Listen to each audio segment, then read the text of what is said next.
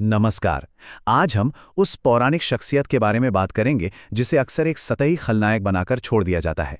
पर जब हम प्राचीन ग्रंथों को खंगालते हैं तो कहानी बिल्कुल पलट जाती है। रावण सिर्फ एक विलन नहीं था, उसका चरित्र इतना जटिल और बहुआयामी था जिसके बारे में जानकर हर कोई वाकई हैरान रह जाए। सोचिए जरा, क्या रावण सच में सिर्फ एक खलनायक था?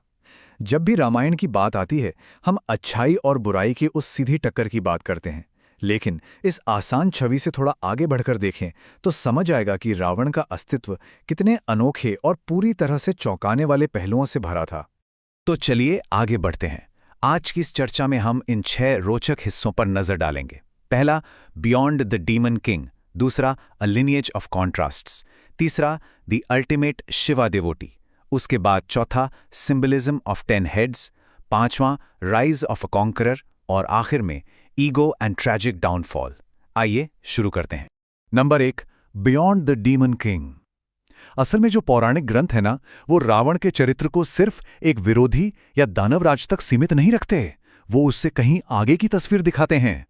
एक तरफ हम उसे सुप्रीम एंटागनिस्ट या सबसे बड़ा राक्षसा मानते हैं, पर क्या आपको पता है कि उसकी दूसरी साइड क्या थी? वो एक महाविद्वान था। यहां तक कि उसके सबसे बड़े दुश्मन खुद भगवान राम ने भी उसके इस असाधारण ज्ञान का लोहा माना था। उन्होंने खुद रावण को महाविद्वान कहकर पुकारा था। अब सोचिए, कोई अपने सबसे कट्टर दुश्मन की ऐसी तारीफ क्यों ही करेगा? कुछ तो बात होगी ना उसमें। और इसका जवाब मिलता है हमारे दूसरे हिस्से में, अ लीनिएज ऑफ कॉन्ट्रास्ट्स। रावण की बैकग्राउंड और उसके माता पिता की कहानी अपने आप में एक बहुत बड़ा और दिलचस्प मोड़ है।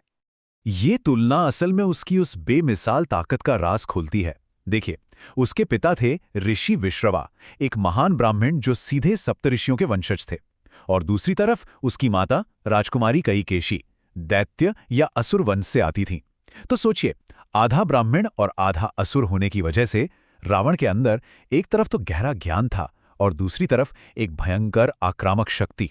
ये एक ऐसा अनोखा और खतरनाक संगम था जो शायद ही किसी और में देखने को मिले। उसका यही अनोखा पिछवाड़ा उसे कितना काबिल बनाता था, ये वाकई अद्भुत है। वो वीणा बजाने का महान उस्ताद था। सिर्फ यही नहीं, उसने 64 कलाओं में महारत हासिल की थी। और सुनिए, उसने आयुर्वेद पर अर्का प्रकाशम और ज्योतिष पर रावण संहिता जैसी किताबें तक लिख डाली थीं। ऐसा कहा जाता है कि उसमें इतना ज्ञान था कि वो ग्रहों की चाल को अपने हिसाब से बदल सकता था। वो बस एक लड़ाकू योद्धा नहीं था, बल्कि एक बहुमुखी महाज्ञानी था। पर अब सवाल उठता है, उसे ये असाधारण शक्तियां मिली कहां से? ये लाता है हमें तीसरे सेक्शन पर, the ultimate Shiva devotee. Ravana का भगवान शिवा के प्रति जो समर्पण था, वो कल्पना से भी परे था। नर्मदा नदी के किनारे उसने घोर तपस्या की, और जब घोर कहा जाता है तो उसमें कोई कमी नहीं थी। उसने अपने आराध्य को प्रसन्न करने के लिए अपना खुद का सर काटकर शिवलिंग पर चढ़ाया, और जादू देखिए, एक नया सर वापस आ गया। ये क्रिया उसने 1 या 2 बार नहीं, पूरे 10 बार दोहराई। किसी का अपने देवता के लिए अपना ही सर काट देना रोंगटे खड़े कर देने वाला बलिदान है ना? और इसी भयंकर तपस्या के बाद उसके 10 सर हो गए और वो दशमुख बन गया। एक आम सवाल ये भी है, रावण नाम का आखिर मतलब क्या है? इसका अर्थ है एक बहुत तेज दहाड़। और दिलचस्प बात यह है कि ये नाम उसे किसी और ने नहीं, खुद भगवान शिवा ने दिया था। किस्सा ये है कि एक बार घमंड में आकर रावण ने पूरा माउंट कैलाश उठाने की कोशिश की। तब शिवा ने बस आराम से अपने पांव के अंगूठे से पर्वत को वापस दबा दिया। नतीजा, रावण का हाथ उस पूरे पहाड़ के भार के नीचे बुरी तरह कुचल गया। उस वक्त उस अपार दर्द से रावण की जो ऐसी दहाड़ निकली, उससे मानो पूरी धरती कांप उठी, और वहीं से उसे ये नाम मिला, रावण। लेकिन यहां पर उसके चरित्र का सबसे ताकतवर हिस्सा सामने आता है। जब उसका हाथ दबा हुआ था, बेहद तकलीफ में था, तब उसने अपनी अटूट भक्ति दिखाते हुए अपने ही हाथ की उन फटी हुई नसों को एक संगीत वाद्य के तारों की तरह इस्तेमाल किया। हाँ, और उसी दर्द भरी हालत में उसने शिवा तांडव स्तोत्रम जैसी महान रचना कर दी। अपने सबसे असहनीय शारीरिक दर्द को परम संगीत और स्तुति में बदल देना, यही रावण की सबसे अनोखी, सबसे अलग क्षमता थी।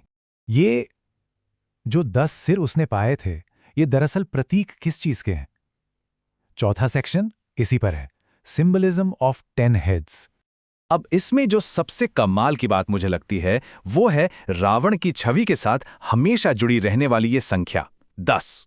हिंदू पौराणिक कथाओं में इस दशमुख रूप के पीछे दो बहुत ही अलग और गहरे मायने बताए गए हैं। आइए पहले वाले को समझते हैं। पहला नजरिया कहता है द स्कॉलर्स इंटेलेक्ट। इसके हिसाब से उसके 10 सिर दरअसल 6 शास्त्र और 4 वेदों के प्रतीक हैं। इसका सीधा सा मतलब है कि इन 10 सिरों के रूप में रावण ने अपने समय के सबसे पवित्र और जटिल ज्ञान पर पूरी पकड़ बना ली थी। वो चलता फिरता ज्ञान का भंडार था। उसके दिमाग का कोई मुकाबला ही नहीं था उस वक्त। फिर आता है एक मनोवैज्ञानिक पहलू जो शायद आज के समय में बहुत मायने रखता है। ये 10 सिर 10 मानवीय भावनाओं या प्रवृत्तियों को दिखाते हैं।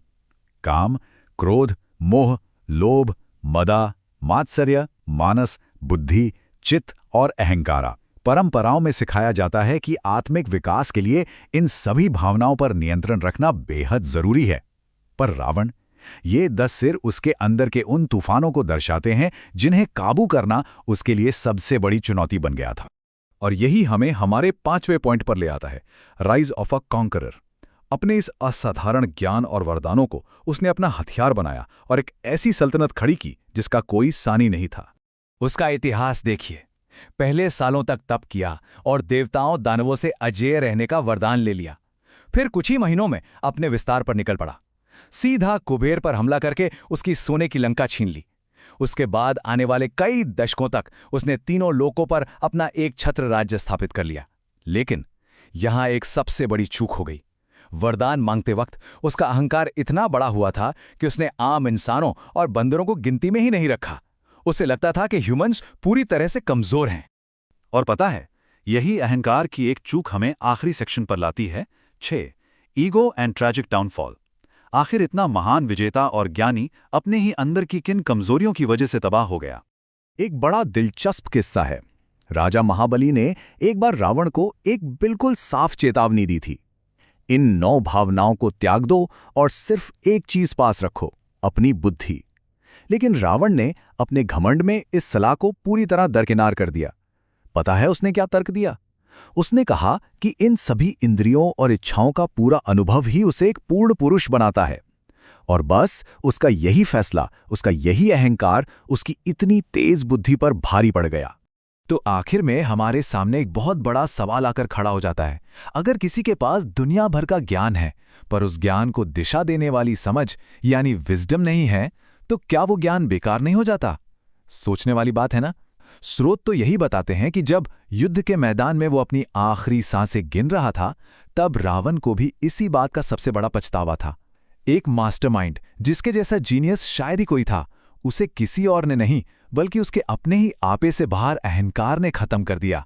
ये इतिहास की एक बहुत ही बड़ी सीख है। मुझे उम्मीद है इस एक्सप्लेनर में रावण के चरित्र की इस गहरी चर्चा से नए पहलू समझने को मिले होंगे। इस आखिरी विचार पर जरूर गौर कीजिएगा।